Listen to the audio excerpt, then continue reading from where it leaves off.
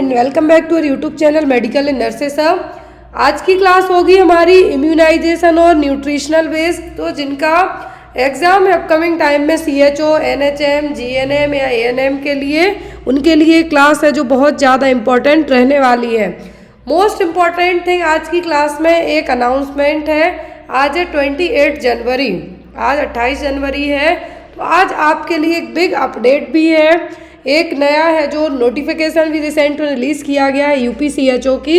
5000 से ज़्यादा 5500 plus vacancy release की गई हैं। फॉर्म है जो फिलअप होना स्टार्ट होना है। तो आपको ऑल ओवर डिटेल है जो बताई जाएगी। लेकिन उसके पहले जो आज का आपके लिए गुड न्यूज़ है वो आपको ये रही कि जो भी लोग NHM, GNM, CHO, ANM के पेपर दे रहे हैं उनको भारी मात्रा में आज डिस्काउंट दिया जा रहा है। आज से लेके स्पेशली 3 फरवरी को जिनका पेपर है उन सभी के लिए, और जो लोग 3 तारीख का पेपर देने वाले हैं उनके लिए। तो पहले जो भी लोग CHO, NHM या GNM के लिए जो स्टडी मटेरियल लेते थे उसका चार्ज 500 रुपीज़ रखा गया था, जिसमें आपको थी 40 पेपर सॉल्व हिंदी इंग्लिश में, साथ में 13 सीरीज़ थी। लेकिन अभी उस चार्ज में है जो सीधा आपको 200 रुपीज़ डिडक्ट कर दिया गया है। इन 300 रुपये में आपको MP, UP, राजस्थान, HP और जो अदर स्टेट हैं, झारखंड है, त्रिपुरा है, यहाँ के पेपर NHM प्लस CHO के 40 पेपर, साथ में 13 सीरीज़ अवेलेबल करवाई जा रही हैं। तो जो भी लोग PDF मटेरियल परचेस करना चाहते हैं डायरेक्ट मेरे WhatsApp नंबर पर कांटेक्ट करके परचेस कर सकते हैं। ये ऑफ़र आज ही से आपके लिए है क्योंकि आज मेरा हैप्पी बर्थडे टू यू है। तो यहाँ पे आपको आज ये ऑफ़र मेरी तरफ से रहेगा 3 तारीख तक। तो जो भी लोग ये पेपर, मेरी सभी से रिक्वेस्ट है, और जो लोग ये पेपर मेरे थ्रू यदि नहीं ले पा रहे हैं, किसी और मीडियम से आप ले पा रहे हैं, आप लोग पेपर एक बार सॉल्व करके ज़रूर अपना, लास्ट मोमेंट पे आपको एक ही चीज़ करनी है, वो रहते हैं आपके पेपर। तो आपको वो पेपर है जो सॉल्व करके जाने हैं, ताकि आप जब भी पेपर सॉल्व करके जाएंगे तो आपको एक कॉन्फिडेंस अलग रहेगा अपना पेपर सॉल्व करने के लिए। और जो लोग ANM का पेपर दे रहे हैं तो ANM वालों को 24 पेपर की जो PDF रहेगी, 24 पेपर की PDF रहेगी, वो आपको ओनली 150 रुपीज़ में अवेलेबल हो रही है। तो जो भी लोग ये चीज़ें लेना चाहते हैं आप इनका प्रिंट आउट निकलवा सकते हैं। जैसे भी पढ़ने में आपको इजी रहे आप उस मीडियम से पढ़ सकते हैं। सभी आपको जो PDF है पेड है। तो जो NHM, CHO, GNM के लोग पेपर दे रहे हैं उनको 40 पेपर प्लस 13 सीरीज़ का जो चार्ज सीधा 500 से 300 कर दिया, जो कि 28 तारीख से आपको 3 तारीख तक रहेगा। तो अब इस 3 तारीख तक में आपको जो भी लोग इस मटेरियल ले लेंगे तो यही प्राइस रहेगा। आफ्टर दैट आपका प्राइस है जो सेम है 400 कर दिया जाएगा। अब कौन कौन इन PDF के लिए ले सकता है और क्या PDFs में जो क्वेश्चन है आपको वो आएंगे, बिल्कुल आएंगे, क्योंकि जब आप 40 पेपर सॉल्व करेंगे तो आपके 4000 से ज़्यादा क्वेश्चन सॉल्व होंगे, क्योंकि कुछ स्टेट में 100 से ज़्यादा क्वेश्चंस भी आते हैं। जैसे झारखंड में जो 2020 में पेपर हुआ था उसमें 150 क्वेश्चन थे, उसमें GK GS सब कुछ आया था। तो यहाँ पर इस तरीके से तो आपके 4000 तो सीधे क्वेश्चन पेपर से सॉल्व होंगे। जो 13 सीरीज़ है, पर सीरीज़ 50 क्वेश्चन रहेंगे, तो आपको 13 सीरीज़ से भी क्वेश्चन सॉल्व हो जाएंगे, जिसमें आपके गायनेकोलॉजी और कम्युनिटी हेल्थ पे फोकस्ड सीरीज़ रहेगी, जिसमें आपके immunisation, nutrition, family planning, all over things हैं जो कवर अप हो जाएंगी। तो जो भी लोग इस मटेरियल को लेना चाहते हैं डायरेक्ट मेरे WhatsApp नंबर पे कांटेक्ट करके परचेस कर सकते हैं। क्लियर? चलिए आज की क्लास को हम स्टार्ट करते हैं। जो साइट क्लीन नहीं की जाती, जहाँ पे भी वैक्सीन लगाई जाती है, चाहे वो BCG इंट्राडर्मल लगाई जा रही हो, चाहे DPT इंट्रामस्कुलर लगाई जा रही हो, या बड़ों में TT का इंजेक्शन दिया जा रहा हो, या कोविड का इंजेक्शन दिया जा रहा हो, तो स्प्रिट से वैक्सीन साइट को क्यों क्लीन नहीं किया जाता? उसका रीज़न ये है कि जो भी स्पेशली लाइव वैक्सीन है, लाइव ऑर्गेनिज्म वैक्सीन के उनको मारने का काम करेगा। फिर यदि आपने वैक्सीन लगाई तो वो किस काम की लगाई? तो यहाँ पर इसीलिए कभी भी जब भी वैक्सीन साइट पे वैक्सीन दी जानी है, चाहे वो ID हो, IM हो, वहाँ पर स्प्रिट से कभी भी क्लीन नहीं किया जाता। डिस्टिल वाटर यूज़ करके क्लीन कर दिया जाता है। कुछ केसेस में अल्कोहल स्वैब से क्लीन कर देते हैं, लेकिन स्प्रिट यूज़ नहीं की जाती है। उसका रीज़न है ये कि लाइव ऑर्गेनिज्म की डेथ हो सकती है और वो मरेंगे जब लाइव ऑर्गेनिज्म वैक्सीन के इनकेस आपने क्लीन कर दिया स्प्रिट से, उस एरिया को आपने क्लीन कर दिया, देन आफ्टर आपने वैक्सीन लगाई, तो वैक्सीन में जो भी ऑर्गेनिज्म होंगे वो क्या हो जाएंगे, इस स्प्रिट के कारण उनकी डेथ हो जाएगी और वो वैक्सीन किसी काम की आपकी बॉडी में नहीं रहेगी। क्लियर। नेक्स्ट क्वेश्चन है, मैंने कम्युनिटी बॉक्स में भी ऐड किया है। क्वेश्चन है यहाँ पर, the cause of short term और acute vitamin A poisoning is due to. तो अचानक से बॉडी में शॉर्ट टर्म में कुछ कम समय में और सडनली आपकी बॉडी में या फिर किसी भी पर्सन की बॉडी में विटामिन ए का ओवरडोज हो जाए और उसकी पॉइजनिंग हो जाए तो किसके कारण होगी। ऑप्शन में यहाँ पर eating the liver of mule deer मतलब खच्चर हिरण का कलेजा खाना, eating of liver of buffalo भैंस का कलेजा खाना, eating the liver of ostrich शुतुरमुर्ग का कलेजा खाना, या फिर eating the liver of polar bear. तो इनमें जो ऑप्शन दिए हुए इनमें से आप बताइए कि किस ऐसा क्या आप खा लेंगे कि अचानक से विटामिन ए पॉइजनिंग हो जाएगी। विटामिन ए की कमी के लिए तो है जो विटामिन ए प्रोफाइलैक्सिस प्रोग्राम है, 50,000 आयु से 6 मंथ की एज के वास्ते स्टार्टिंग की जाती है विटामिन ए देने की। तो यहाँ पर लेकिन यदि ओवरडोज हो गया है तो वो होगा किसके कारण, यदि पोलार बियर का लिवर खा लिया तो। क्यों? क्योंकि पोलार बियर आपने देखे होंगे आर्कटिक जियोग्राफी या फिर जो आप BBC चैनल वगैरह देखते हैं तो उसमें आर्कटिक बियर आप ज़रूर सर्च करके देखना एक बार। तो वो क्या होते हैं, वाइट कलर के होते हैं जो आर्कटिक बियर हैं। यदि इन बियर्स का, इन पोलार बियर का क्या किया, लिवर खाया जाए तो इसमें क्या होगा, एक तो पोलार बियर बहुत ज़्यादा कैसे होते हैं, फैटी होते हैं, मोटे होते हैं, बहुत ज़्यादा मोटे हैं मतलब उनमें फैटी टिश्यू बहुत ज़्यादा है।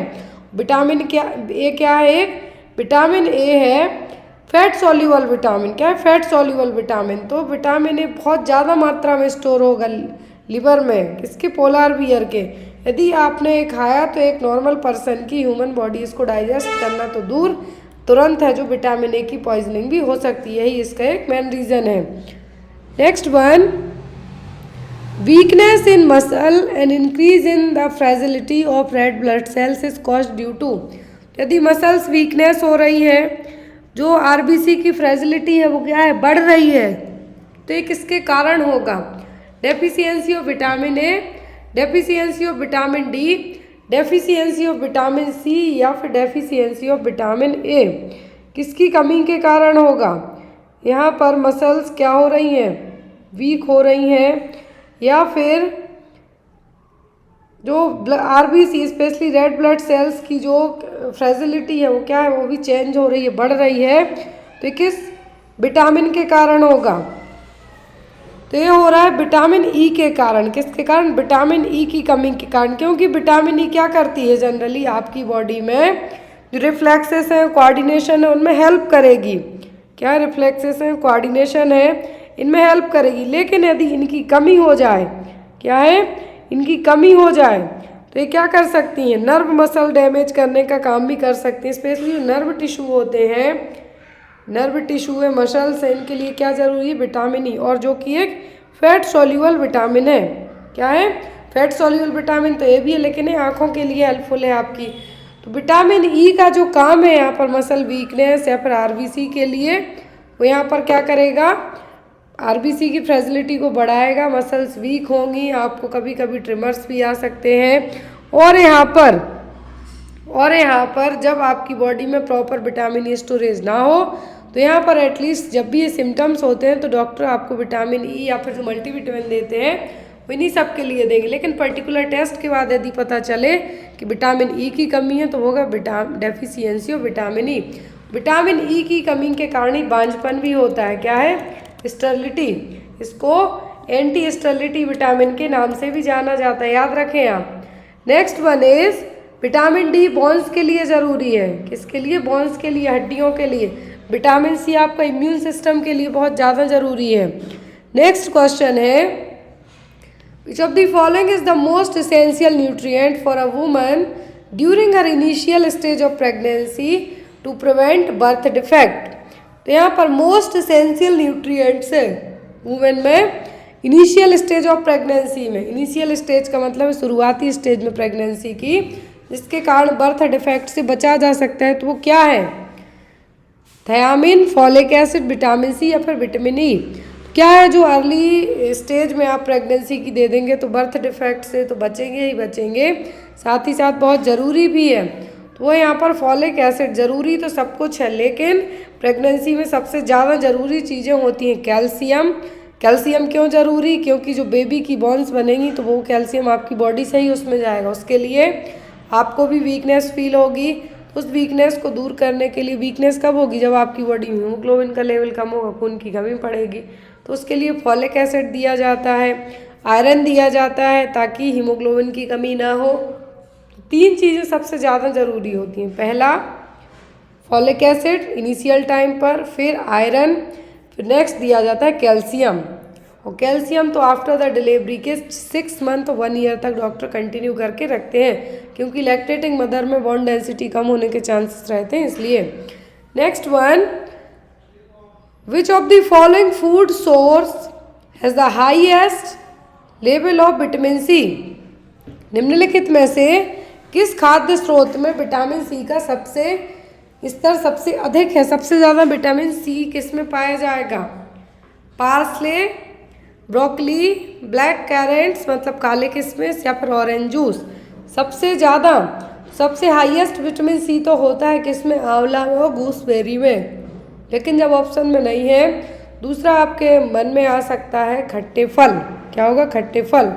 अब यहाँ पर आपका आंसर ब्लैक किशमिश इसलिए होगा क्योंकि ब्लैक किशमिश है जो, इसमें भी विटामिन सी भरपूर मात्रा में पाया जाता है। यदि ब्लैक किशमिश की जगह कुछ और होता तो आप ऑरेंज जूस मार्क कर सकते थे, लेकिन ऑरेंज जूस मीठा भी होता है, खट्टे फलों में तो ये गिना ही जाता है। लेकिन यहाँ पर ऑप्शन में ब्लैक किशमिश है और ऑरेंज जूस है, तो आप मार्क करेंगे ब्लैक किशमिश के लिए।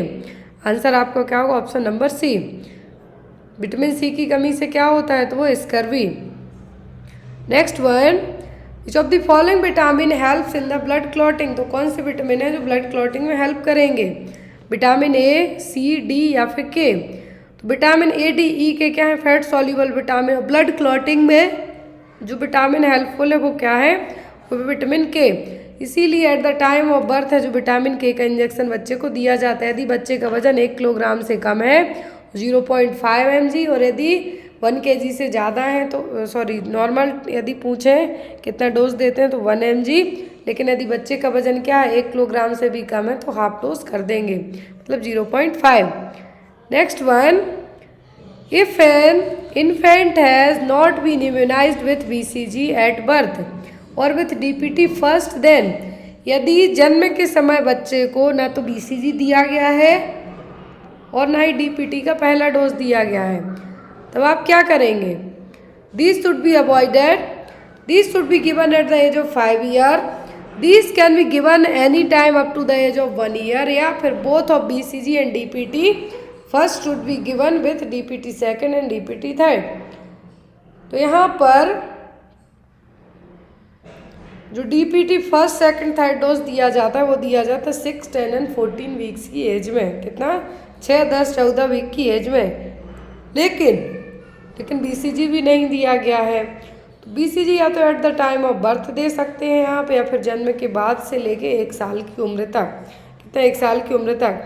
तो ना तो अवॉइडेड आएगा, ना 5 साल वाला आएगा, ना BCG DPT बन के साथ में देंगे। तो यहाँ पर होगा क्या कि BCG और DPT को 1 साल की उम्र तक के डोज है जो कंप्लीट आप कर सकते हैं, यदि फर्स्ट भी नहीं दिया गया है तो। आपका आंसर क्या होगा? These can be given any time up to the age of 1 year. Next one, DPT दिया जाता है वास्टस लैटरलिस मसल्स में इंट्रामस्कुलरली, और DPT दिया जाता है वास्टस लैटरलिस मसल में इंट्रामस्कुलरली, BCG दिया जाता है इंट्राडर्मल लेफ्ट अपर आर्म में। Next one, which is the leading cause of blindness in children world wide? तो पूरे विश्व में ब्लाइंडनेस का बच्चों में रीजन क्या है? ग्लूकोमा, कैटरैक्ट, कलरलेस ब्लाइंडनेस या फिर डेफिशिएंसी? Vitamin A deficiency. तो ब्लाइंडनेस मतलब आंखों से रिलेट कर रहा, मतलब विटामिन ए होगा अब यहाँ पर।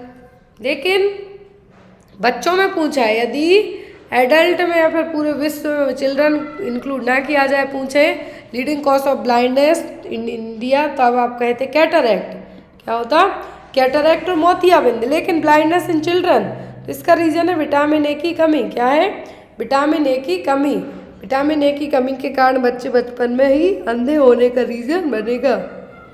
बच्चों में ब्लाइंडनेस का जो रीजन क्या है होगा विटामिन ए की कमी।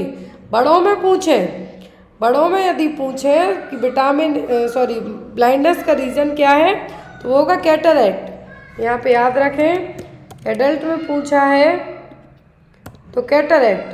क्लियर? यदि बच्चों में पूछा है यदि, तो क्या है? विटामिन ए की कमी। विच of the following vitamin deficiency cause the very, कौन से विटामिन की वेरी किस विटामिन की कमी से होगा? B1, B2, B6 या फिर B12? किस विटामिन की कमी से वेरी होगा?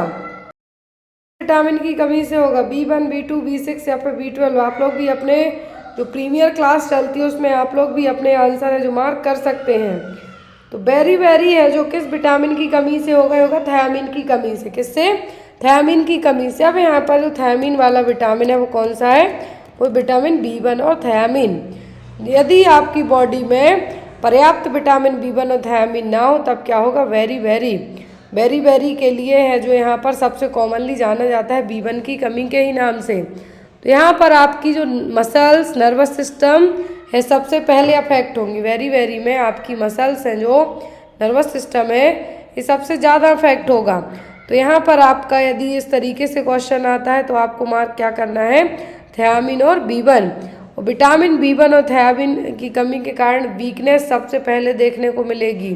क्या होगी? वीकनेस होगी, कन्फ्यूज़न होगा। क्यों? क्योंकि आपकी नर्व्स, मसल्स दोनों के लिए ज़रूरी है इस कारण से। Next one, who is the most likely to develop scurvy?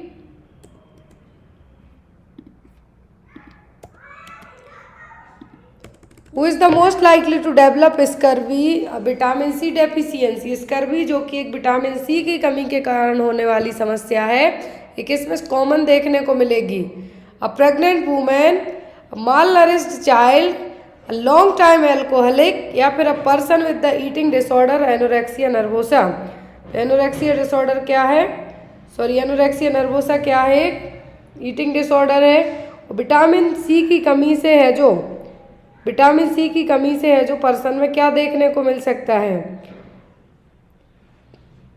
तो विटामिन सी की ऑलरेडी आपके शरीर में कमी है, स्कर्वी आपको हो गया है, अब यहाँ पर विटामिन सी की कमी है, स्कर्वी हो गया, और साथ में क्या हो सकता है? या फिर ये कह सकते हैं कि सबसे कॉमनली किस में देखने को मिलेगा?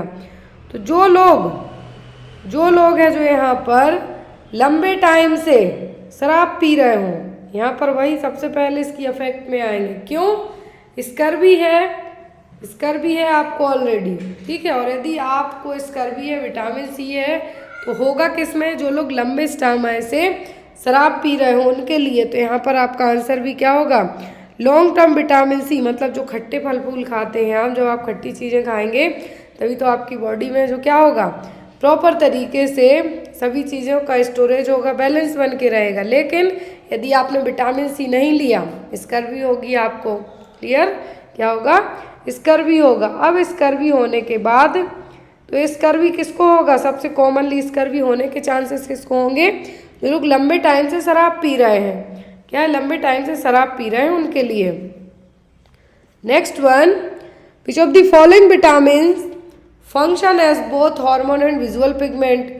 कौन से हार्मोन है जो कौन से विटामिन है जो एज अ हार्मोन का काम भी करेंगे और विजुअल पिगमेंट में भी हेल्प करेंगे? थियामिन, रेटिनॉल, राइबोफ्लेविन या फिर फॉलिक एसिड। यहाँ पर सभी के केमिकल नाम दिए गए हैं। विजुअल की यदि बात की जाए, क्या है? विजुअल की बात की जाए आँखों से रिलेट करती हुई, कौन सा विटामिन हो जाएगा? तो ये हो जाएगा आपका विटामिन विटामिन ए, रेटिनॉल। क्या होगा? रेटिनॉल। तो यहाँ पर आपका आंसर भी क्या होगा? यदि आँखों से रिलेट करते हुए विटामिन की बात की जा रही तो होगा विटामिन ए और फैट सोल्यूबल विटामिन। अब यहाँ पर विजुअल और एज अ हार्मोन की तरह, विटामिन ए क्या है, एज अ हार्मोन की तरह काम भी करेगा। तो वो यहाँ पर क्या होगा, रेटिनॉल और vitamin A. Next is which of the following nutrients deficiency cause megaloblastic anaemia. Megaloblastic anaemia किसकी कमी से होगा, फॉलिक एसिड, नियासिन, पायरिडॉक्सिन या फिर कोबालमिन। मेगालोब्लास्टिक एनीमिया क्वेश्चन में पूछा गया है, मेगालोब्लास्टिक एनीमिया किसकी कमी के कारण होगा, तो ये होगा फॉलिक एसिड की कमी से। किससे, फॉलिक एसिड की कमी के कारण। नेक्स्ट वन इज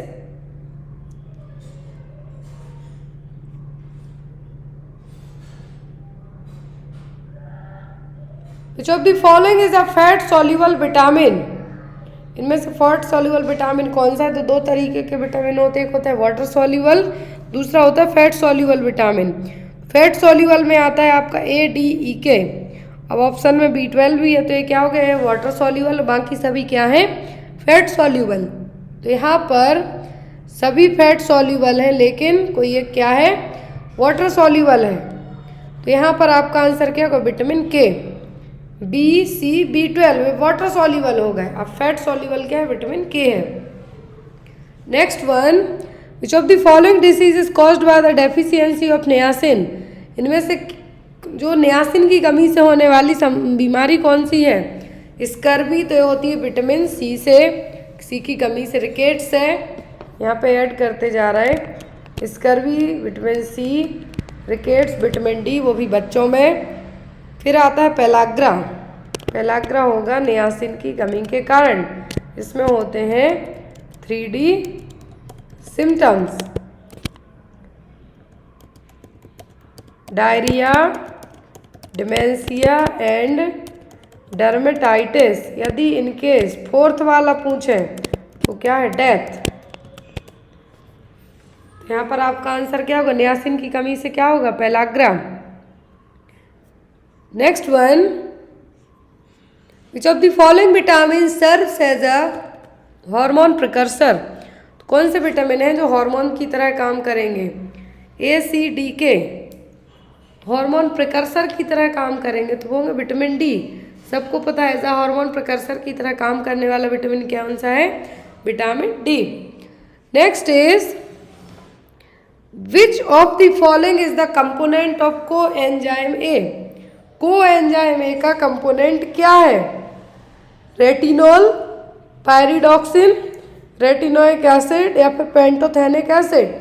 क्या है कोएंजाइम ए का कंपोनेंट, कोएंजाइम ए का कंपोनेंट है पेंटोथेनिक एसिड। क्या है, pantothenic acid. Which of the following is a water soluble vitamin, तो सब है, विटामिन सी है, B1 है, B2 है। तो यहाँ पर आंसर भी होगा आपका all of the above. Next question है, बहुत एग्जाम में आता है, ये विटामिन के केमिकल नेम में से एक है। क्वेश्चन है विटामिन के का केमिकल नेम क्या है। Which of the following is the scientific name of vitamin K, ascorbic acid, phytonadione, tocopherol, pantothenic acid. Tocopherol है विटामिन डी का, एस्कॉर्बिक एसिड सी का, विटामिन के का नाम है फाइटोनोडियन। क्या है, फाइटोनोडियन। नेक्स्ट क्वेश्चन है आपका, another name for vasectomy. Vasectomy में वास्ट डिफरेंस को काट दिया जाता, कट करके है जो स्टिच कर दिया जाता है। तो वैसेक्टोमी का दूसरा नाम क्या है, ऑर्किडेक्टोमी, वेसोटोमी, स्टरलाइजेशन या फिर ऊफरेक्टोमी। ऊफरेक्टोमी का मतलब ओवरीज को रिमूव करना। यहाँ पर vasectomy, vasectomy permanent male sterilisation method है और इसमें वास्ट डिफरेंस को कट कर दिया जाता है। टोमी मतलब कुछ ना कुछ कट करना। तो दूसरा नाम है वो है मेल स्टरलाइजेशन। क्या है, मेल स्टरलाइजेशन। आंसर आपका क्या होगा, स्टरलाइजेशन। फीमेल में ट्यूबेक्टोमी। वर्ल्ड वाइड यदि हम बात करें और इंडिया की बात करें तो सबसे ज़्यादा फैमिली प्लानिंग के लिए जो मेथड्स फीमेल अपनाती हैं वो होता है परमानेंट स्टरलाइजेशन मेथड, जिसको कहते हैं tubectomy. Male vasectomy rare case में करवाते हैं। Next one, in following which is a bacteriostatic drug. कौन सी है जो कि एक बैक्टीरियोस्टैटिक ड्रग है, इथाम्ब्यूटॉल, रिफाम्सिन, स्ट्रेप्टोमाइसिन या फिर पायरासिनामाइड। स्टैटिक मतलब मारती नहीं, ग्रोथ स्टॉप करती है, तो वो यहाँ पर इथाम्ब्यूटॉल। क्या है, इथाम्ब्यूटोल। स्टैटिक का मतलब ही होता है रोकना, साइडल का मतलब होता है मारना। यहाँ पे पूछा है कि बैक्टीरियो स्टैटिक, स्टैटिक का मतलब ही होता है कि जो ग्रोथ को स्टॉप करेंगी, मारने का काम नहीं करेंगी। जो साइडल हैं क्या है, बैक्टीरियो स्टैटिक का मतलब आप याद रखें, स्टैटिक का मतलब क्या है, स्टॉप करना ना कि मारना। साइडल का मतलब होता है मारना। तो बैक्टीरियो स्टैटिक मेडिकेशन है यहाँ पर जो ड्रग दी हुई है आपके सामने, वो सभी कौन सी मेडिसिन है, वो सब है आपकी एंटी ट्यूबरकुलर ड्रग। कौन सी, एंटी ट्यूबरकुलर ड्रग। तो यहाँ पर जो इथाम्ब्यूटोल है क्या है, एक बैक्टीरियो स्टैटिक ड्रग है। तो यहाँ पर आपका आंसर क्या होगा, इथाम्ब्यूटोल। अब देखिए छोटा सा डिफरेंस देखिए इन दोनों में कि बैक्टीरिसाइडल है क्या और बैक्टीरियोस्टैटिक है क्या। आई होप आपको प्रॉपर विजुअलाइज हो रहा हो। इज इट ओके ना। तो यहाँ पे देखिए आपकी जो मेडिकेशन है एंटीबायोटिक ही है। बैक्टीरिसाइडल, साइडल का मतलब है kill the bacteria. Irreversible, irreversible इसलिए नहीं है, एक्शन इसका इरिवर्सिबल मतलब दोबारा बैक्टीरिया क्योंकि मर गए, जब वो किस तरीके से रिवर्स होंगे। फिर inhibit the cell wall formation of bacteria, do not work with the immune of the host, ना तो इम्यून ऑफ होस्ट के साथ ये काम करेंगी। Minimal bactericidal concentration, MBC concentration बहुत क्या है, कम है। फिर इसमें जो मेडिकेशन आती हैं वो आती हैं सेफेलोस्पेरिन, वैंकोमाइसिन। तो इस तरीके की जो हाई स्पेक्ट्रम एंटीबायोटिक है वो ब्रॉड स्पेक्ट्रम। फिर आती हैं बैक्टीरियोस्टैटिक मतलब ग्रोथ को स्टॉप करेंगी। तो इनकी जब ग्रोथ स्टॉप करेंगी, ग्रोथ ऑफ बैक्टीरिया को रोकेंगी, प्रिवेंट करेंगी, तो इनका एक्शन भी क्या होगा, रिवर्सिबल होगा। डीएनए रेप्लिकेशन को भी इनहिबिट करेंगी। फिर इम्यून सिस्टम के साथ काम करेंगी ताकि ग्रोथ को क्या करें, प्रिवेंट करें। लेकिन कभी कभी बैक्टीरिया का रिप्रोडक्शन दोबारा से हो जाता है। और इनका जो MIC मिनिमल इनहिबिटरी कॉन्सेंट्रेशन है वो क्या है, मिनिमम है। फिर इसकी मेडिसिन में आती है टेट्रासाइक्लिन, डॉक्सीसाइक्लिन, स्टेप्टियोमाइसिन, क्लोरामफेनिकोल, सल्फोनामाइड। तो ये क्या है, बैक्टीरियोस्टैटिक ड्रग है। दोनों में एक मेन डिफरेंस याद रखना है कि जब बैक्टीरिया की को मारेंगी तो रिवर्सिबल इन्फेक्शन, इरिवर्सिबल होगा एक्शन, मतलब दोबारा से रीजनरेट नहीं हो पाएंगे। Next one is genital tuberculosis occurs mainly in women in the following organ. तो जेनाइटल टीबी है जो वुमेन में किस ऑर्गन में होने के चांसेस होंगे, फैलोपियन ट्यूब, यूट्रस, सर्विक्स या फिर वेजाइना। तो किस रीजन में, किस ऑर्गन में जेनाइटल टीबी हो सकती है। जेनाइटल टीबी का मतलब है रिप्रोडक्टिव ट्रैक्ट वाले ऑर्गन्स में टीबी का होना। ट्यूबरक्लोसिस का होना माइकोबैक्टीरियम ट्यूबरक्लाई इसके लिए भी रिस्पॉन्सिबल होगा। ये जनरली क्या होगा, स्प्रेड होगी जब टीबी तब हो लंग्स से एक्स्ट्रा पल्मोनरी, पल्मोनरी मतलब लंग्स में, और जब एक्स्ट्रा पल्मोनरी में जाएगी तो यदि जेनाइटल ट्रैक्ट की बात करें तो सबसे ज़्यादा इफेक्ट होगी क्या, फैलोपियन ट्यूब। क्या होगा, फैलोपियन ट्यूब है जो सबसे पहले अफेक्ट होगी। What do you mean by macrosomia. Macrosomia का मतलब क्या है, large head baby, large size baby, increase PMR या फिर एक्स्ट्रा नंबर ऑफ क्रोमोसोम। क्या है यहाँ पर मैक्रोसोमिया का मतलब, मैक्रोसोमिया का मतलब होता है लार्ज साइज बेबी। क्या है, लार्ज साइज बेबी। वो जनरली डायबिटिक मदर होती है उनमें देखने को मिलेंगे। 5 अबव है जो 4 kg से ज़्यादा के जब बच्चे पैदा होते हैं तो बेबी है क्या होंगे, 4 kg से ज़्यादा के, तो वो कहलाते हैं large size baby. Large head baby तो जनरली हाइड्रोसेफेलस में देखने को मिल जाएगा। किसमें, हाइड्रोसेफेलस में। सेफेलिक का मतलब क्या होता है, हेड। तो यहाँ पर जो मैक्रोसोमिया वाला है यहाँ पर आंसर क्या होगा, large size baby. Next one, immediate and spontaneous care is needed community health nursing. तो as a community health nurse और एज अ CHO और एज अ नर्स सबसे ज़्यादा तुरंत स्पॉन्टेनियस केयर की ज़रूरत कहाँ पड़ेगी, एक्सीडेंट में, कम्युनिटी राइवरली, एपिडेमिक डिसीज या फिर एनवायरमेंटल डिजास्टर। किस केस में तुरंत सडन स्पॉन्टेनियस केयर की ज़रूरत पड़ने वाली है, तो वो होगा यहाँ पर कम्युनिटी राइवरली। इसमें नहीं पड़ेगी, क्यों, क्योंकि लड़ाई झगड़े में तुरंत उतनी ज़रूरत नहीं पड़ेगी नर्स की, यहाँ पर पुलिस वाले जाके अपना काम करेंगे। कोई एपिडेमिक फैलती है तो भी नहीं। लेकिन इन्वायरमेंटल डिजास्टर, इन्वायरमेंटल डिजास्टर मतलब कहीं अचानक से बाढ़ आ जाए, भूकंप आ जाए, युद्ध छिड़ जाए तो ऐसी जगह है जो एज अ CHO CHN की ज़रूरत पड़ेगी। तो आंसर भी आपका क्या होगा, इन्वायरमेंटल डिजास्टर। मतलब नेचुरल डिजास्टर, इन्वायरमेंटल डिजास्टर यदि आ जाए तो ऐसे केस में तुरंत आपदा जो होगी यहाँ पर उसको ट्रीट करने के लिए, ठीक करने के लिए ज़रूरत पड़ेगी। तो यहाँ पर आपका आंसर क्या होगा, environmental disaster.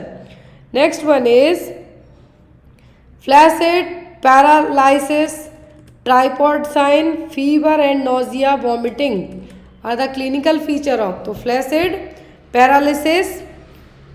Paralysis, tripod sign, fever, nausea and vomiting clinical features किसके हैं, डिप्थीरिया के, मेनिंजाइटिस के, पोलियो के कि टाइफाइड के, किसके हैं यहाँ पर ये साइन। तो ये जो साइन है यहाँ पर किसके देखने को मिल रहे हैं, तो ट्राइपॉड साइन तो क्लासिकल साइन होता है किसका, पोलियो का। इसमें क्या है, हैम्स कॉन्ट्रैक्चर और टाइटनेस देखने को मिलेगी। क्या है, पॉजिटिव जो साइन है यहाँ पर, elevation one of the leg, pain होगा जब भी आप अपना पैर है जो एलिवेट करेंगे तो क्या होगा, दर्द होगा। तो क्या कहलाता है यहाँ पर, ट्राइपॉड साइन। क्या होगा, ट्राइपॉड साइन। हैमस्ट्रिंग कॉन्ट्रैक्चर्स के नाम से भी जाना जाता है ट्राइपॉड साइन। तो यहाँ पर ट्राइपॉड साइन से ही आप अंदाजा लगा सकते हैं कि ये जो साइन है सब किसके हैं, पोलियो के। तो यहाँ पर आपका आंसर भी क्या होगा, polio.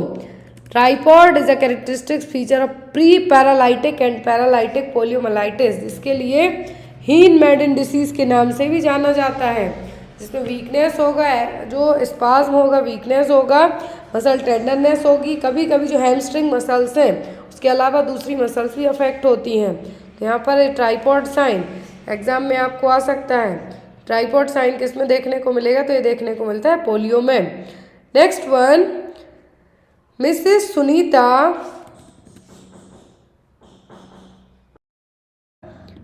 which among the following year government of India conceived the annual health program, annual health survey। तो भारत सरकार ने एनुअल हेल्थ सर्वे है जो कब कंसीव किया है, जो निकाला था या फिर लॉन्च किया था। ऑप्शन में है 2004, 2005, 2006 या फिर 2007। एनुअल हेल्थ सर्वे है जो गवर्नमेंट ऑफ इंडिया ने कब रिलीज़ किया था या फिर कब निकाला था, AHS के नाम से आपको एग्ज़ाम में आ सकता है। इसमें जो भी डेटा होता है, fertility, mortality, disability, injury, illness, family planning services और maternal and child health welfare programme है जो इसमें इंक्लूड होते हैं एनुअल हेल्थ सर्वे में।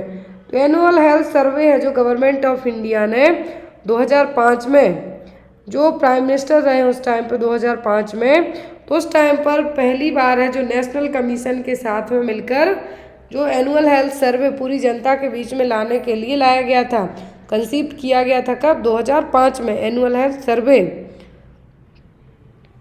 तो एनुअल हेल्थ सर्वे जो ministry of health and family welfare और रजिस्ट्रार जनरल ऑफ इंडिया, जो एनुअल हेल्थ सर्वे है इसके लिए कौन कौन का जो पूरा डेटा कलेक्ट करता है, कौन, RGI मतलब कि रजिस्ट्रार जनरल ऑफ इंडिया और हेल्थ एंड फैमिली वेलफेयर जो कोलाब्रेशन है, दोनों RGI और फैमिली वेलफेयर कोलाबरेट करके हेल्थ सर्वे है जो इंक्लूड यहाँ पे करके SRS डेटा भी जो दिखाया जाता है वो सब इसमें मॉर्टलिटी, मॉर्बिडिटी और साथ ही साथ यहाँ पर जो इंजरीज हैं, इलनेस है, फर्टिलिटी है, फैमिली प्लानिंग सर्विसेज हैं, child health care MCS services, सब कुछ इस एनुअल हेल्थ सर्वे में इंक्लूड किया जाता है।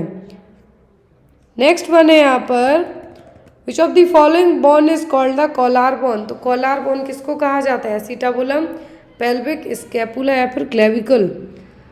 तो जो कॉलर बोन कहलाती वो कहलाती क्या, क्लेविकल। क्या होगी, क्लेविकल। अब यदि बच्चों में पूछे सबसे पहले कौन सी हड्डी टूटने का डर रहता है, अब तो होती हैं जब भी बच्चे गिरते हैं, मैंने आपको पढ़ाया है ग्रीन स्टिक फ्रैक्चर में। तो ग्रीन स्टिक फ्रैक्चर के अकॉर्डिंग रेडियस अल्नर टूटने के चांसेस सबसे ज़्यादा होते हैं बच्चों में। ग्रीन स्टिक फ्रैक्चर सबसे कॉमन है, बच्चों में देखने को मिलता है। तो यहाँ पर जो कॉलर बोन है वो क्या है, वो है clavicle.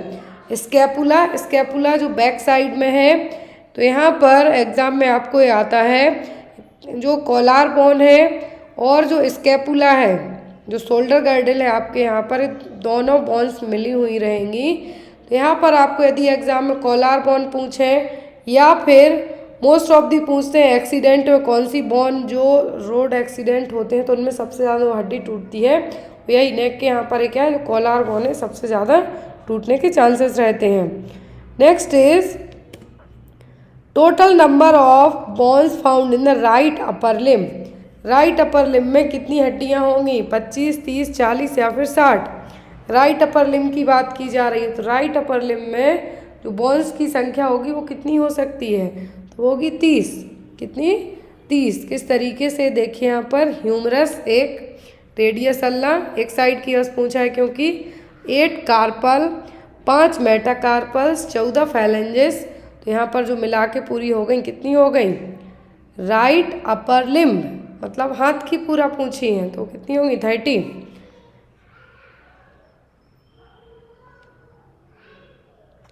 Next one, according to rule of halves, which rule address the status of adequacy in treatment of hypertension. तो यहाँ पे पहली चीज़ याद रखना है रूल ऑफ हाफ्स, जैसे आपने रूल ऑफ 9, रूल ऑफ 10 याद रखे हैं, वैसे ही यहाँ पर क्या रूल ऑफ हाफ्स यूज़ किया जाता है बीपी के लिए, किसके लिए, हाई ब्लड प्रेशर और हाइपरटेंशन के लिए रूल है जो यूज़ किया जाएगा।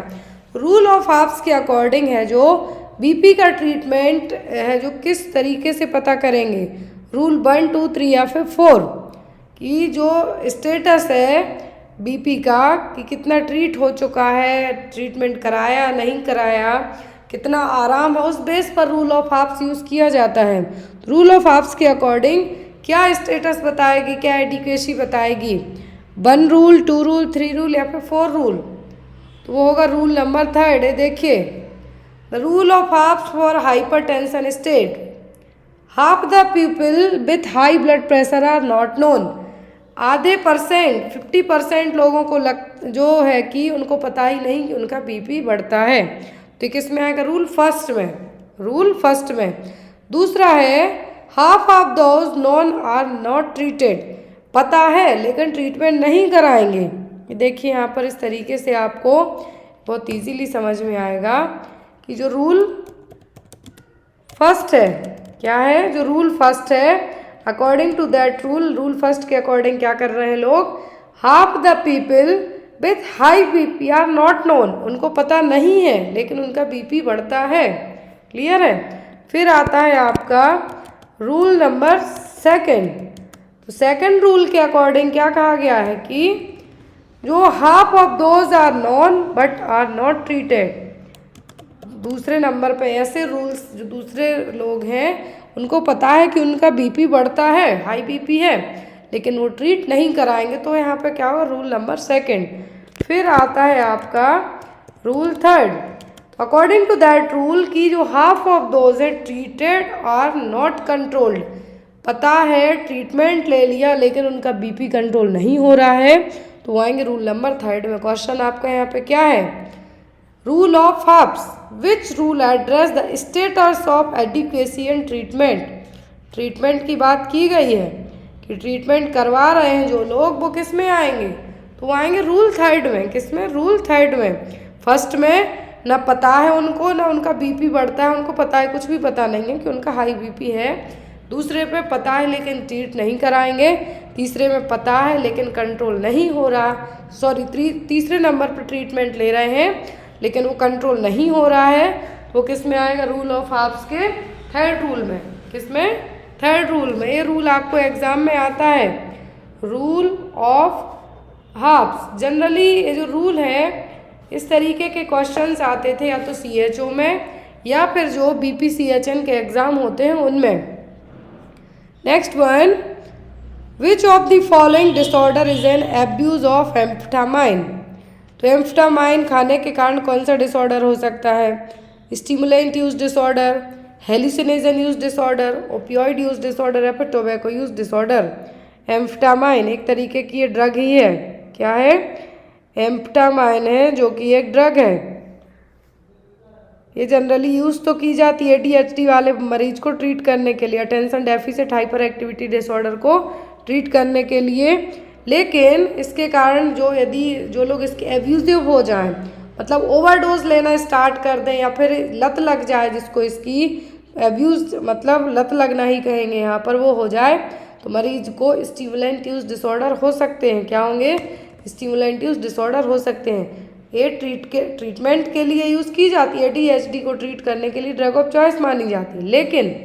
लेकिन यदि इसका ओवरडोज लेना स्टार्ट कर दिया जाए या फिर एब्यूजिव मतलब ज़्यादा लेते आपको लत लग जाए इस ड्रग की कि बिना इसके चलेंगे नहीं, तो ये क्या करेगी? स्टिमुलेंट यूज डिसऑर्डर भी ये कॉज कर सकती है।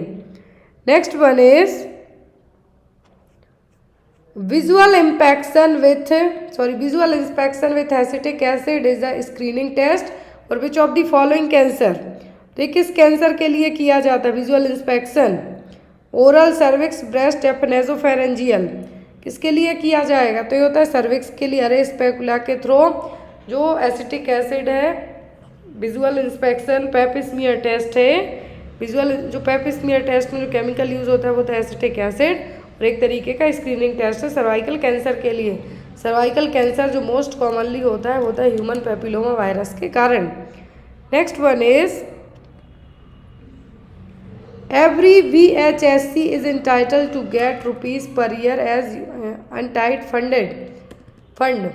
तो जो ब्लेज हेल्थ है, क्या है यहाँ पर? VHSC हैं। तो जितने भी जो VHSC हैं यहाँ पर, तो VHSC के लिए कितना फंड दिया जाता है? 5,000, 10,000, 15,000 या 20,000। ब्लेज हेल्थ सैनिटेशन कमेटी के तहत जो फंड दिया जाता है वो होता है 10,000। कितना? 10,000। Gonorrhoea is a highly infectious disease and gonorrhoea क्या है? एक हाईली इन्फेक्शियस डिसीज है। ये क्या कर सकती है?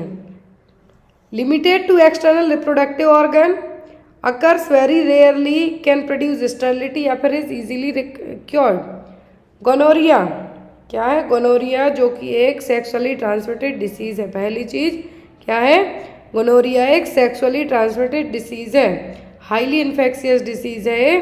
तो यहाँ पर इसके कारण क्या हो सकता है? तो गोनोरिया के कारण जो होगा ये स्टेरिलिटी मतलब बांझपन भी कॉज कर सकती है। बांझपन, स्टेरिलिटी का मतलब है इम्पोटेंस या फिर बांझपन भी आप इसको कह सकते हैं। यदि गोनोरिया को अनट्रीटेड छोड़ दिया जाए तो ये क्या होगी? स्टेरिलिटी का रीज़न भी बन सकती है। नेक्स्ट वन इजीली क्योरेबल, तो बिल्कुल भी नहीं है।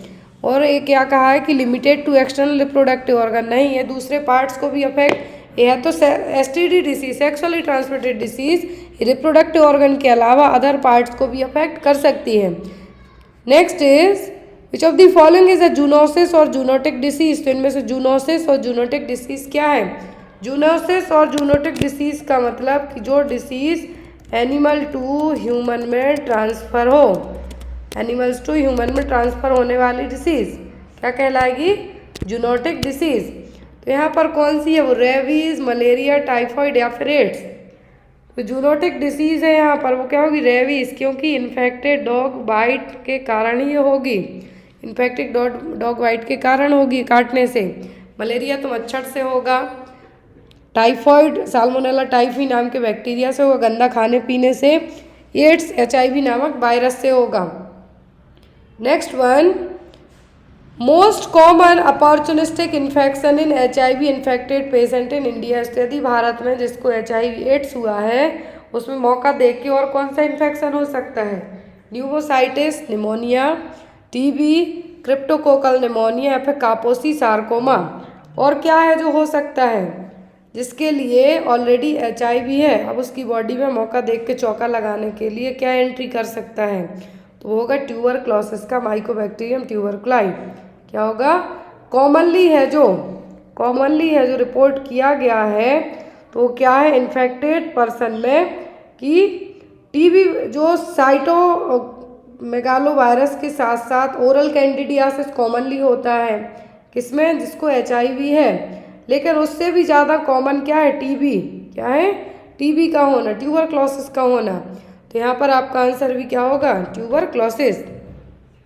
Next one which of the following is a blood born infection? आपने सोचा होगा वाटर बॉर्न सुना है, वेक्टर बॉर्न सुना है, ब्लड बॉर्न इन्फेक्शन कहाँ से आ गया? Weil's disease, plague, hepatitis B या फिर चिकनगुनिया। ब्लड बॉर्न इन्फेक्शन इनमें से कौन सा है? मतलब जो ब्लड से होगा, जो ब्लड से होगा वो ब्लड बॉर्न हो गया यहाँ पर। तो यहाँ पर वो कौन सा होगा? Blood born. ब्लड बॉर्न यहाँ पर हो सकता है हेपेटाइटिस बी। क्या है? ब्लड बॉर्न इन्फेक्शन का मतलब है कि जो वायरस है बीबीआईज का मतलब ब्लड बॉर्न इन्फेक्शन, जो वायरस है आपके ब्लड में जाए। जनरली हेपेटाइटिस बी, सी और HIV ये कॉमन है। जनरली ये क्या हो सकते हैं? ब्लड बॉर्न इन्फेक्शन की कैटेगरी में आ सकते हैं और ये सेक्सुअल कॉन्टैक्ट के थ्रू भी हो सकते हैं। HIV है जो, हेपेटाइटिस बी भी हो सकता है, शेयरिंग निडल के थ्रू हो सकते हैं, या प्रेग्नेंट वुमेन से माँ से बच्चे को जा सकते हैं, ब्रेस्ट फीडिंग के थ्रू भी जा सकते हैं। Vitamin C generally breast feeding के थ्रू जाएगा। फिर आता है एयरबॉर्न। तो एयरबॉर्न है जनरली यहाँ पर स्प्रेड होगा ड्रॉपलेट के थ्रू, माउथ और नोज। जैसे एयरबॉर्न में आपका कोविड वाला आ गया, इन्फ्लुएंजा आ गया, छींकने खांसने वाली प्रॉब्लम। फिर बील्स डिसीज, इसको लेप्टोस्पायरोसिस नाम से भी जाना जाता है। Next one, a person who harbours the disease without having any outward sign and symptom is known as. ऐसा पर्सन, उसको डिसीज़ है लेकिन उसकी बॉडी ने साइन सिम्टम तो दिखाए ही नहीं, लेकिन वो दूसरे को बहुत आसानी से दे सकता है। तो क्या है? पेशेंट है, आइसोलेशन है, कैरियर है कि वेक्टर है? यहाँ पर क्या है? मान लीजिए मुझे है जो फीवर है अंदर से कुछ इन्फेक्शन है, टाइफाइड का इन्फेक्शन है या फिर कुछ भी डेंगू का इन्फेक्शन है, लेकिन मेरी बॉडी ने साइन सिम्टम नहीं दिखाए हैं, लेकिन मुझे क्या है, जो बैक्टीरिया जो वायरस जो भी है वो है, तो क्या होगा? वो कहलाएगा करियर। लेकिन ये दूसरों के लिए बहुत इजीली अफेक्ट कर सकते हैं। आपकी बॉडी ने सिम्टम नहीं दिखाए तो ये क्या है? आपकी बॉडी ने सिम्टम तो नहीं दिखाए, दूसरों को है जो इन्फेक्शन दे सकते हैं।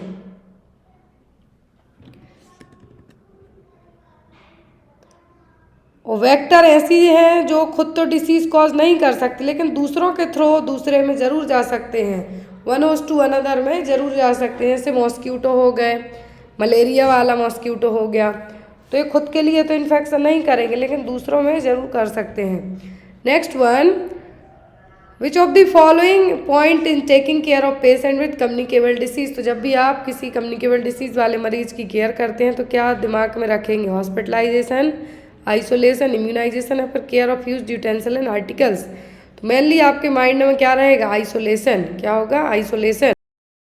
परपीरियल women who are breast feeding are advise to avoid combined oral contraceptive. तो एक परपीरियल वुमन मतलब कि आफ्टर द डिलीवरी के बाद से लेके जो 6 वीक तक का पीरियड होता है वो कहलाता है परपीरियम पीरियड।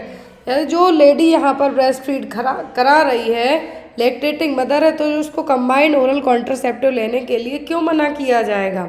ऑप्शन में है they hamper involution of uterus, they are secreted in milk and are harmful for the baby, the cause reduction in the production of milk, या फिर they cause gastric reflux to baby। तो पहली बात, जो combined oral contraceptive पिल हैं क्या है? Hormones रहेंगे इनमें। क्या रहेंगे? हॉर्मोन्स रहेंगे। अब इन्वोल्यूशन ऑफ यूट्रस को हैम्पर करने का काम तो यहाँ पे नहीं करेंगे, लेकिन यहाँ पर कहा गया है कि ब्रेस्ट फीडिंग मदर है, मतलब बच्चे से भी अब आपको कनेक्ट करके सोचना है। तो आपका आंसर क्या होगा? गैस्ट्रिक रिफ्लक्स आएंगे बेबी को कि ब्रेस्ट मिल्क के प्रोडक्शन को रिड्यूस कर सकती है मेडिसिन, या फिर मिल्क सीक्रेशन को क्या करेंगी? मिल्क सीक्रेट हो रहा है वो बेबी को हार्म करेंगे। तो जो हार्मोनल कॉन्ट्रासेप्टिव मेथड है यहाँ पर, कंबाइंड ओरल कॉन्ट्रासेप्टिव पिल है यहाँ पर अवॉइड करने को कहा जाए, क्योंकि ये जो मिल्क का प्रोडक्शन हो रहा है उसको अफेक्ट कर सकती हैं। क्या है? ऑक्सीटोसिन के कारण जो प्रोलैक्टिन जो मिल्क का प्रोडक्शन कर रहा है उसको कम करने का काम कर सकती हैं। इसमें होता क्या है? जनरली प्रोजेस्ट्रॉन होगा, लेवोनोजेस्ट्रॉल होगा, प्रोजेस्ट्रॉन होगा, एस्ट्रोजन होगा, एस्ट्रोजन प्रोजेस्ट्रॉन कंबाइंड में होती हैं। तो यहाँ पर दोनों क्या कर सकती हैं? मिल्क प्रोडक्शन को रिड्यूस कर सकती हैं। तो इसीलिए यहाँ पर आप कौन सा ऑप्शन चूज करेंगे? The cause reduction in the production of milk. जो मिल्क के प्रोडक्शन हार्मोन है, जो मिल्क के प्रोडक्शन में हेल्प करेगा वो कौन सा है? वो है आपका प्रोलैक्टिन। क्या है? प्रोलैक्टिन। और जो एजेक्शन और लेट डाउन कहलाएगा वो क्या है? ऑक्सीटोसिन। और यही हार्मोन हेल्पफुल होता है किसके लिए? पीपीएच को ट्रीट करने के लिए भी। क्यों? क्योंकि यूट्रस में प्रॉपर कॉन्ट्रैक्शन लाएगा। लेबर को इंड्यूस करने का काम भी कौन करेगा? Oxytocin. Next one, the biological theory believes that depression is the cause of. तो कौन सी एक बायोलॉजिकल थ्योरी में कहा गया है कि डिप्रेशन का रीजन ये भी हो सकता है? क्या होगा? Decrease cortisol level, increase thyroid stimulating hormone, decrease thyroid stimulating hormone, या फिर नॉर्मल पैराथार्मोन लेवल। तो डिप्रेशन है जो, ये थ्योरी बायोलॉजिकल थ्योरी है, इस चीज़ पे मैं भी बिलीव करूँगी कि जब भी मेरा जो TSH लेवल है बढ़ जाता है तो डिप्रेशन टाइप की फीलिंग आने लगती हैं। एक रियल थिंग है जो मेरे साथ भी होती है। तो यहाँ पर जो बायोलॉजिकल थ्योरी में कहा गया है कि depression is the cause of. Depression किसके कारण भी हो सकता है? यदि थायराइड स्टिमुलेटिंग हार्मोन का लेवल बढ़ जाए तो जैसे मुझे क्या है, हाइपोथायरॉयडिज्म है, या फिर जिसको भी हाइपोथायरॉयडिज्म, उनमें क्या होती है, TSH की वैल्यू बहुत ज़्यादा बढ़ जाती है। बहुत ज़्यादा बढ़ना, इवन मेरा 30-40 तक चला जाता, 40-45, एक बार इवन 78 तक जा चुका है। तो ऐसे केस में मरीज क्या होता है, डिप्रेशन के पूरे लक्षण उसमें आ जाते हैं, पूरे लक्षण आ जाते हैं डिप्रेशन के। तो यहाँ पर जो थ्योरी कहा गया है कि बायोलॉजिकल थ्योरी है, डिप्रेशन को कॉज कर सकती है, तो वो है जब TSH का लेवल बढ़ जाए तब क्या होगा, increase thyroid stimulating hormone. Next one, which of the following is a sign of placental separation. तो इनमें से प्लेसेंटल सेपरेशन का साइन कौन सा है? Discoid shape of uterus, shortening of the cord, sudden gush of blood from the vagina, या फिर वॉगी यूट्रस। प्लेसेंटल सेपरेशन का साइन पूछा है तो वो होगा यहाँ पर sudden gush of blood from the vagina. Vagina से अचानक से ब्लड का आना। जो यूट्रस है ग्लोब्यूलर शेप का होना। जो कॉर्ड है लेंथनिंग ऑफ कॉर्ड, कॉर्ड की लंबाई बढ़ी हुई दिखना, और अचानक से वेजाइनल ब्लड का फ्लो होना। तो यहाँ पर आपका आंसर क्या हो, sudden gush of blood from the vagina. Next one is infection that is caused by. Syphilis एक इन्फेक्शन है, किसके थ्रू फैलेगा? सिफिलिस एक सेक्सुअली ट्रांसमिटेड डिसीज है। इसका कॉज क्या होगा? फंगई, वायरस, प्रोटोजोआ, या फिर स्पायरोकीट। सबको पता है कि सिफिलिस का कॉजेट एजेंट क्या, ट्रिप्नोमा पैलिडियम। लेकिन ये होगा किससे? फंगई से, वायरस से, प्रोटोजोआ की स्पायरोचीट से। सिफिलिस होगा किससे? स्पायरोचीट से। यहाँ पर इसका जो कॉजेट एजेंट है वो क्या कहलाता है? ट्रिप्नोमा पैलिडियम। और एक सेक्सुअली ट्रांसमिटेड डिसीज़ है। क्या है? एक सेक्सुअली ट्रांसमिटेड डिसीज़ है जो कि ट्रिप्नोमा पैलिडियम नाम के स्पायरोचीट से होगी। डायग्नोस्टिक टेस्ट किया जाएगा VDRL टेस्ट। क्या है? VDRL टेस्ट है जो एज ए डायग्नोस्टिक टेस्ट के तौर पे यूज़ किया जाएगा। Next one, according to psychological theory of Erikson which kind of behaviour is seen in adolescent group. अब ये क्वेश्चन आपका जो एडोलेसेंट हेल्थ वाले के अलावा पीडियाट्रिक वाले सेक्शन में भी कवर हो जाएगा, क्योंकि यहाँ पे जो 4 ऑप्शन दिए हैं ये थ्योरी आपने कम्युनिटी में पढ़ी, पीडियाट्रिक में पढ़ी एंड मैटरनल हेल्थ में भी पढ़ी है। तो यहाँ पर जो साइकोलॉजिकल थ्योरी एरिक एरिक्सन ने दी हुई थी, अकॉर्डिंग टू दैट जो एडोलेसेंट ग्रुप का बिहेवियर है वो किस तरीके का होगा? Autonomy versus shame and doubt, trust versus mistrust, initiative versus guilt, ego identity versus role confusion. तो साइकोलॉजिकल थ्योरी ऑफ एरिक्सन के अकॉर्डिंग है जो विच काइंड ऑफ बिहेवियर देखने को मिलेगा एडोलेसेंट में। हो सकता है आपको टोडलर में पूछ लें, इन्फेंसी में पूछ लें, प्री स्कूलर में पूछ लें, या फिर स्कूल गोइंग में पूछ लें, एडल्ट में पूछ लें, किसी में भी पूछ सकते हैं। यहाँ पर एरिक्सन की थ्योरी आपको पढ़ के जानी है, पूछी जाती है, क्योंकि तो जो बिहेवियर देखने को मिलता है एडोलेसेंट ग्रुप में वो था ego identity versus role confusion है। देखिए आप कि जो स्टार्टिंग यहाँ पे याद रखना है आपको वो क्या होगा? वो होगा इन्फेंसी पीरियड का। इसका इन्फेंसी पीरियड मतलब ट्रस्ट वर्सेस मिसट्रस्ट। जो साइकोलॉजिकल क्राइसिस है वो क्या होगी? Trust versus mistrust. और जो बच्चे अर्ली चाइल्डहुड, मतलब यहाँ पे आप इनको टोडलर भी कह सकते हैं, टोडलर भी कह सकते हैं, तो टोडलर में होगा autonomy versus shame and doubt. Initiative versus guilt होता है प्ले एज वाले में, जो प्री स्कूलर बच्चे होते हैं, नर्सरी, LKG, UKG वाले, उनमें। इंडस्ट्री वर्सेस इन्फीरियरिटी ये देखने को मिलती है किसमें? स्कूल एज में। जो कंपटीशन वाली भावना आने लगती है वो आती है किसमें, स्कूल वाले बच्चों में। Ego identity versus role confusion, ये होती है एडोलेसेंट में। WHO के अकॉर्डिंग जो एज दी है एडोलेसेंट की होती है 10 से 19 साल तक की, कितना 10 to 19 ईयर्स तक की। फिर इंटीमेसी वर्सेस आइसोलेशन आता है यंग एडल्ट्स में, मतलब जब आप क्या क्रॉस कर जाएं, एडोलेसेंस पीरियड क्रॉस कर जाएं। एक क्वेश्चन और आपको आता है, एडोलेसेंस किसके बीच की अवस्था है, तो एडल्टहुड और चाइल्ड एज के बीच की अवस्था। जनरेटिविटी स्टैग्नेशन, तो एडल्टहुड में। ये स्टैग्नेशन पूछा गया, स्टैग्नेशन किस एज में देखने को मिलेगा या किस पीरियड में, तो होगा एडल्टहुड में। फिर ईगो इंटीग्रिटी वर्सेस डिस्पेयर, ये आएगा मैच्योरिटी, मतलब जो ओल्ड एज पर्सन होंगे उनमें आफ्टर 65 ईयर के बाद में। तो यहाँ पर आपको मेनली याद रखने हैं शुरू के 7, आपको तो मेनली एग्जाम में आते हैं। हो सकता ईगो इंटीग्रिटी वर्सेस डिस्पेयर भी पूछ ले, तो आपको ego identity versus role confusion और ईगो इंटीग्रिटी वर्सेस डिस्पेयर में कन्फ्यूज नहीं होना है। जस्ट बिकॉज ईगो आइडेंटिटी वाला किसके लिए है, एडोलेसेंट पीरियड के लिए। Next one, all OPV at district level can be stored at 2 to 8 degrees Celsius temperature for how many month। Oral polio vaccine कह दी ज़्यादा स्टॉक रखा जा रहा है डिस्ट्रिक्ट लेवल पर, तो वो कितने दिनों के लिए रखा जाएगा, 2 से 8 डिग्री सेल्सियस पर।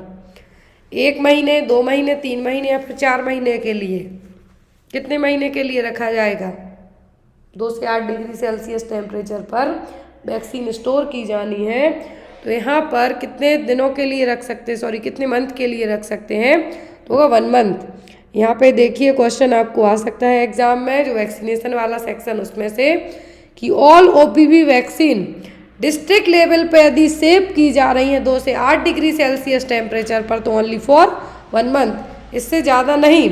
नेशनल लेवल पे स्टोर की जाएंगी 6 महीने के लिए, लेकिन जो टेम्परेचर होगा वो माइनस में होगा, -15 से लेके -25 डिग्री सेल्सियस तक।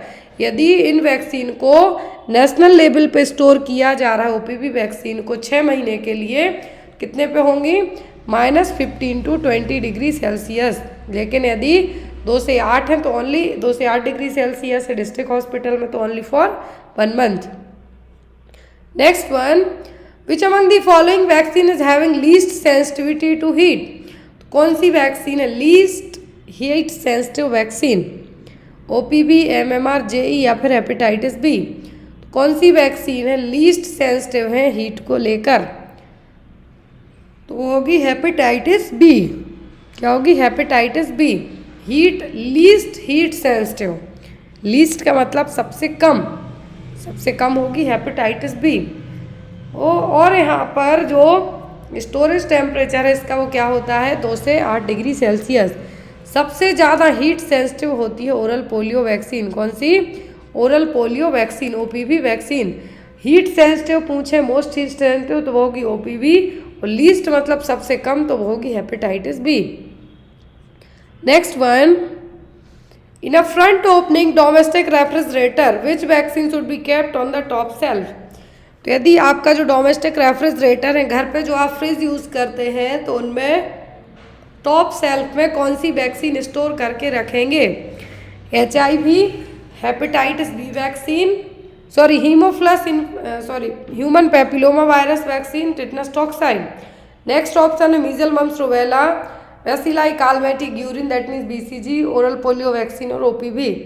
फिर है DT, DTP, हेपेटाइटिस बी या रोटा वायरस, HIV, DTP। कौन सी वैक्सीन रखी जाएगी, हीमोफ्लस इन्फ्लुएंजा टाइप बी है, जो इन्फ्लुएंजा से प्रिवेंट करने के लिए दी जाने वाली वैक्सीन है, पेंटावेलेंट में इंक्लूड कर दी जाती है। HPV वैक्सीन पेपिलोमा कैंसर से, सर्वाइकल कैंसर को प्रिवेंट करने के लिए, जो कि ह्यूमन पेपिलोमा वायरस से हो सकता है, तो उससे प्रिवेंट करने के लिए दी जाएगी। टिटनस टॉक्साइड, फिर MMR, BCG दी जाती है किससे प्रिवेंट करने के लिए, TB के लिए। ओरल पोलियो दी जाती है पोलियो से प्रिवेंट करने के लिए। अब यहाँ पर रोटा वायरस दी जाती है डायरिया से प्रिवेंट करने के लिए। और DTP है तो डिप्थीरिया, पर्टिसिस, टिटनस, ये 3 से प्रिवेंट करेगी आपको। जो डोमेस्टिक रेफ्रिजरेटर है तो वैक्सीन को टॉप सेल्फ में रखेंगे, कौन सी होंगी वो होंगी MMR, BCG एंड OPV। तो यहाँ पर measles, MR, MMR, OPV, yellow fever, Japanese encephalitis, इन सभी वैक्सीन को किस में रखा जाता है? टॉप सेल्फ में। क्यों? क्योंकि जो फ्रीजिंग कंपार्टमेंट होता है जस्ट इसके ऊपर होता है और ये फ्रीजिंग के कारण डैमेज नहीं होंगी। बाकी जो अदर है इनको लोअर सेल्फ या फिर मिडिल सेल्फ में रख सकते हैं, क्योंकि इनको थोड़ा सा ये फ्रीज सेंसिटिव है, मतलब ज़्यादा फ्रीज में जाएंगी तो ये ख़राब हो जाएंगी। तो यहाँ पर जितनी भी वैक्सीन है या तो इनका आपके लिए डाइल्यूशन पूछा जाता है, तो मीजल्स MMR वैक्सीन है 4 घंटे से ज़्यादा के बाद डाइल्यूट करने के बाद नहीं लगाना है आपको। क्या हो सकता है? जो टॉक्सिक शॉक सिंड्रोम है वो डेवलप हो सकता है। फिर यहाँ पर आपको एक और क्वेश्चन आता है BCG में, तो कौन सा डाइल्यूएंट के तौर पे यूज़ किया जाता है? ओरल पोलियो वैक्सीन का जो डोज है वो कितने दिए जाते हैं? जो बर्थ टाइम डोज दिया जाता है उसको 0 डोज कहा जाएगा। तो इस तरीके से आपको वैक्सीनेशन से क्वेश्चंस आ सकते हैं। Next one is which test is used to check whether freezer sensitive vaccine have been damaged by exposure to temperature below 0 degree Celsius? कौन सा टेस्ट यूज करेंगे कि जो फ्रीज सेंसिटिव वैक्सीन है टेम्परेचर 0 डिग्री सेल्सियस से कम होने के कारण डैमेज हो गई हैं, खराब हो गई हैं? कौन से टेस्ट से पता करेंगे? स्टिक टेस्ट, सेक टेस्ट, सिक टेस्ट या फिर शॉक टेस्ट? सिक टेस्ट तो किया था डिप्थीरिया को डायग्नोस करने के लिए। किसको? डिप्थीरिया को डायग्नोस करने के लिए। अब यहाँ पे कहा है कि कौन सी वैक्सीन है 0 डिग्री सेल्सियस टेम्परेचर से कम टेम्परेचर पे रखने के कारण ये डैमेज हो गई, मतलब ये क्या है? फ्रीज सेंसिटिव वैक्सीन है। क्या है? फ्रीज सेंसिटिव वैक्सीन है। तो वो टेस्ट कौन सा होगा? हमने अभी पढ़ा कि फ्रीज सेंसिटिव वैक्सीन कौन कौन सी हैं, जस्ट इसके ऊपर पढ़ा हमने कि जो फ्रीज सेंसिटिव वैक्सीन है वो क्या है? हेपेटाइटिस बी है, DTP है, TD है। लेकिन यहाँ HPV, रोटा वायरस, ये सब क्या है? फ्रीज सेंसिटिव वैक्सीन है, तो इनको फ्रीजर कंपार्टमेंट में नहीं रखेंगे।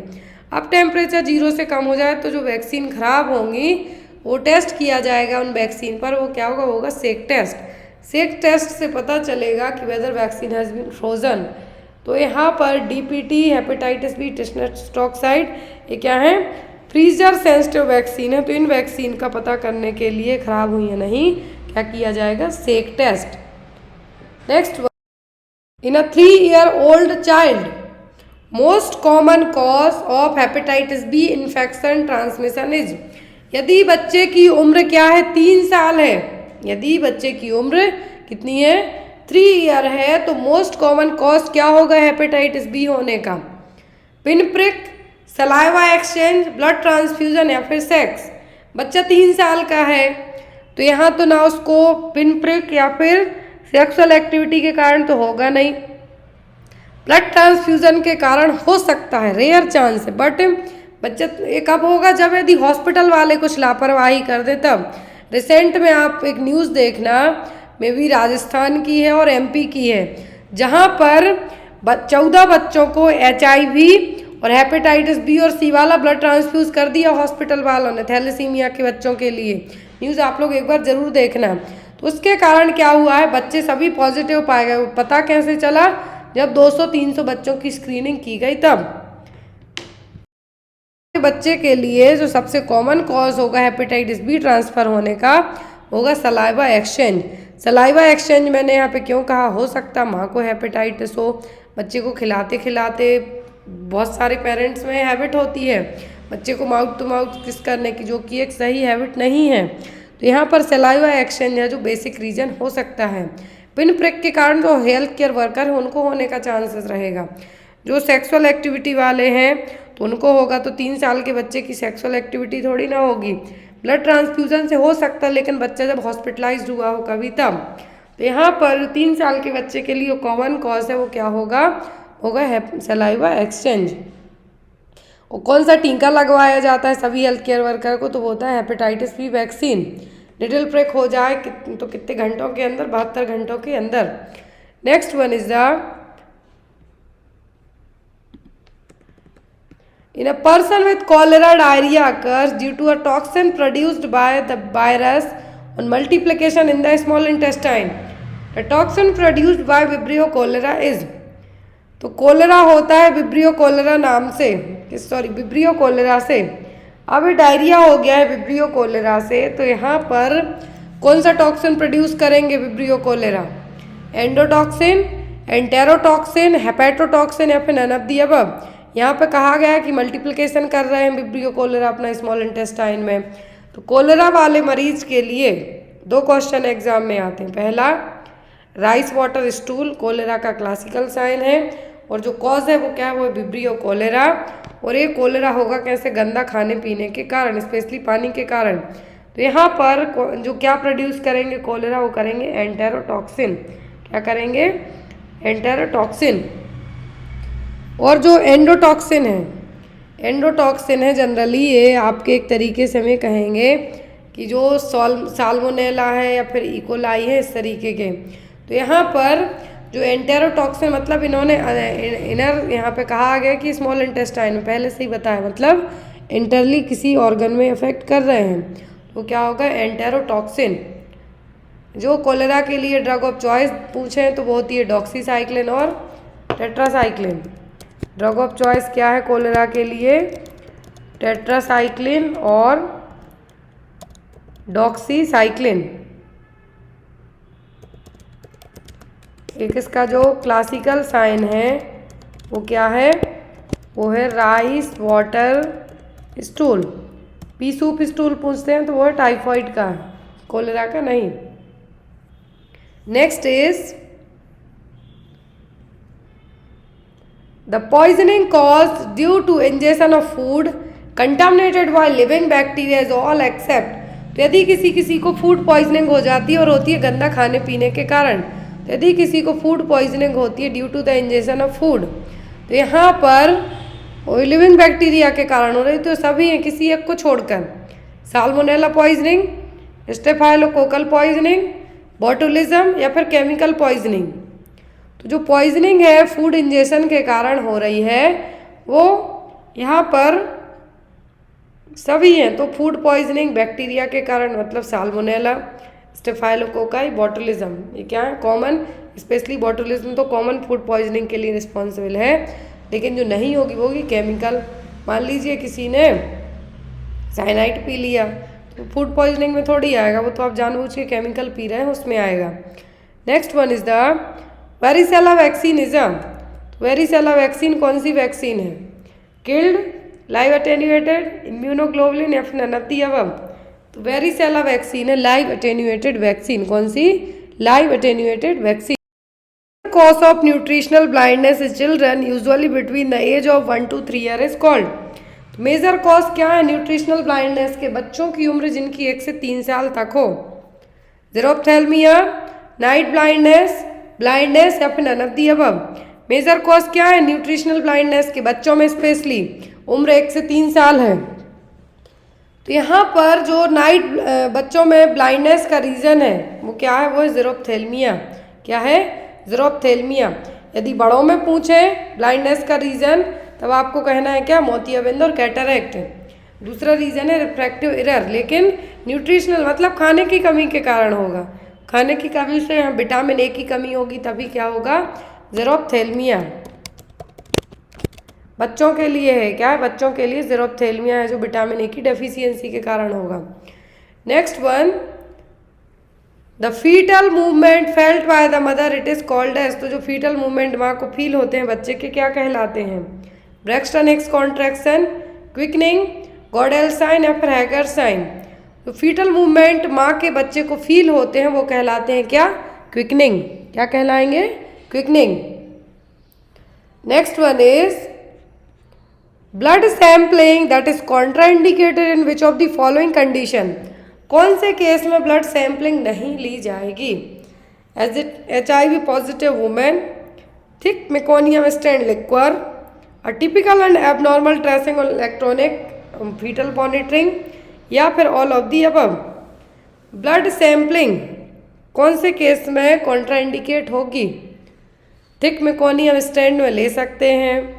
एबनॉर्मल ट्रेस जो फीटल मॉनिटरिंग में यदि क्या है एबनॉर्मलिटी आ रही तो भी ले सकते, लेकिन यदि वहाँ क्या है HIV पॉजिटिव वुमेन है तो ऐसे केस में ब्लड सैंपलिंग कलेक्ट नहीं की जा सकती है।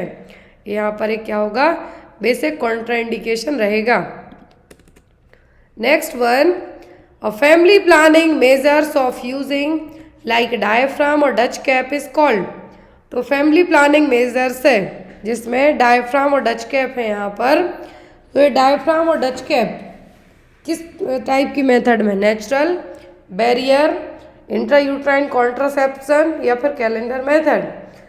तो डायफ्राम और डच कैप हो गया, कॉन्डम हो गया, ये सब किस में आएंगे, बैरियर मेथड, मतलब कुछ ना कुछ रोकने का काम कर रहे हैं तो आएंगे बैरियर और मैकेनिकल मेथड में। नेचुरल में तो एब्सिस्टेंस आएगा और लैक्टेशनल एमनोरिया मेथड आएगी, विड्रावल आएगा। आईयूसीडी में जितनी भी कॉपर डिवाइस है फर्स्ट सेकंड थर्ड जनरेशन वाली आईयूडी आएंगे। नेक्स्ट वन,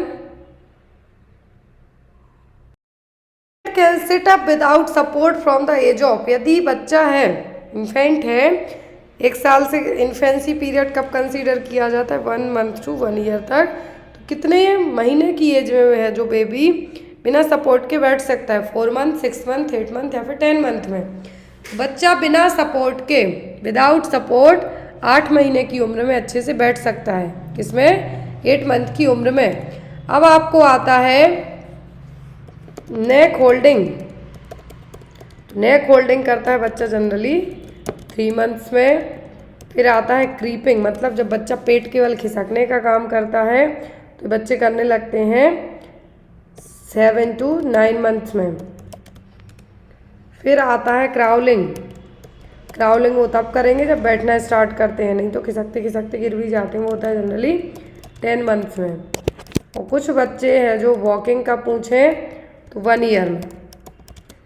फिर स्टेयर्स चढ़ने की बात करें तो यहाँ पर यदि बुक्स के हिसाब से हम जाएं तो 1 ईयर के बच्चे हैं जो स्टेयर्स पकड़ पकड़ के चढ़ जाते हैं, लेकिन 2 ईयर में प्रॉपरली वॉक कर सकते हैं स्टेयर्स पे। तो यहाँ पर आपको ग्रोथ एंड डेवलपमेंट से क्वेश्चंस आ सकते हैं। तो यदि इन्फेंट बिना किसी सपोर्ट के बैठ सकता है तो 8 महीने की उम्र में, विथ सपोर्ट 6 मंथ में, ब्रेस्ट फीडिंग करानी है 6 महीने तक बच्चे को, एक्सक्लूसिव ब्रेस्ट फीडिंग करानी है आफ्टर 6 मंथ के बाद। तो बेसिक क्वेश्चन है जो मैं यहाँ पे आपको उतना लिख तो नहीं पाती हूँ लेकिन आपको बता देती हूँ कि आपको एग्जाम में आएंगे। यदि नेक होल्डिंग पूछे 3 to 4 मंथ में बच्चे अपनी नेक है जो होल्ड करना सीख लेते हैं। Next one, causes of pressure सोर इज। प्रेशर सोर, डेक्यूबिटस अल्सर का रीजन क्या हो सकता है, ओडिमा, ओबेसिटी, बेडरिडन क्लाइंट या फिर all of the above. Pressure सोर किनको हो सकता है, एडिमा के कारण, एडिमा है आप बैठे पड़े रहेंगे तो हो सकता है, ओबीज है मोटापे में भी हो सकता है, बेड रिडन है, बेड रिडन के सबसे ज़्यादा होने के चांसेस होते हैं। तो आपका आंसर भी क्या होगा, ऑल ऑफ दी अबव। क्या होगा, all of the above. Next one, which is the maximum score in Glasgow comma scale. तो GCS स्केल में मैक्सिमम स्कोरिंग क्या होती है, 12, 15, 8 या फिर 14। जो ग्लासगो कॉमा स्केल है इसका यूज़ किया जाता है कॉन्शियसनेस लेवल को चेक करने के लिए। हाईएस्ट स्कोरिंग होती है 15, लोएस्ट होती है 3। यदि मरीज 3 स्कोरिंग में मतलब अनरिस्पॉन्सिव हो गया, कोमाटोज पूछें तो 8 या फिर 8 से कम, मैक्सिमम बेस्ट रिस्पॉन्स पूछें तो 15। इसमें 3 चीज़ें चेक की जाएंगी, eye opening response, verbal response और मोटार रिस्पॉन्स। नेक्स्ट वन, इसका आंसर आप लोग कमेंट बॉक्स में दीजिए। क्वेश्चन है आपको, to reduce the risk of osteoporosis the CHO should advise. यदि ऑस्टियोपोरोसिस के रिस्क के बारे में आप बताते हैं तो क्या आप बताएंगे, रिस्क ऑफ ऑस्टियोपोरोसिस के लिए क्या एडवाइस देंगे, eat red meat, drink plenty of water, eat dairy products या फिर परफॉर्म वेट बियरिंग एक्सरसाइज। क्या बताएंगे आप ऑस्टियोपोरोसिस के लिए यदि जो रिस्क है तो क्या होगी, वो होगी इसका आंसर आप लोग कमेंट बॉक्स में देना क्योंकि मैं इसका आंसर आपको नेक्स्ट क्लास में बताऊंगी। तो ऑस्टियोपोरोसिस होगा क्या, बोन डेंसिटी कम होगी, बोन डेंसिटी कम होगी, कैल्शियम की कमी होगी। तो यहाँ पर रिस्क फैक्टर बढ़ेंगे, तो रिस्क फैक्टर बढ़ेंगे किससे, कैल्शियम विटामिन डी की कमी के कारण। लेकिन उन रिस्क को आप कम कैसे कर सकते हैं, तो वो आंसर आप यहाँ पे कमेंट बॉक्स में देना। आई होप आपको आज की क्लास अच्छी लगी हो, और जो भी लोग पेपर्स परचेस करना चाह रहे हैं CHO के, जैसा मैंने कहा आपको किसी भी प्लेटफॉर्म पर, किसी भी का मतलब कहीं पर भी 30 पेपर 299 रुपीज़ में अवेलेबल नहीं होंगे। सभी पेपर्स PDF फॉर्मेट में होंगे। आपको ओनली पेमेंट करने के व्हाट्सएप नंबर पर स्क्रीनशॉट भेजना है और डायरेक्ट मेरे व्हाट्सएप नंबर पर कांटेक्ट भी आप कर सकते हैं। सॉरी फॉर दैट, बहुत सारे लोग के जो कमेंट्स आते हैं, मैसेज का मैं ऑलमोस्ट सबका रिप्लाई करती हूँ बट कॉल रिसीव नहीं हो पाते हैं, तो सॉरी फॉर दैट। लेकिन आप मैसेज करके PDF परचेस कर सकते हैं। Thank you, bye bye, have a good day.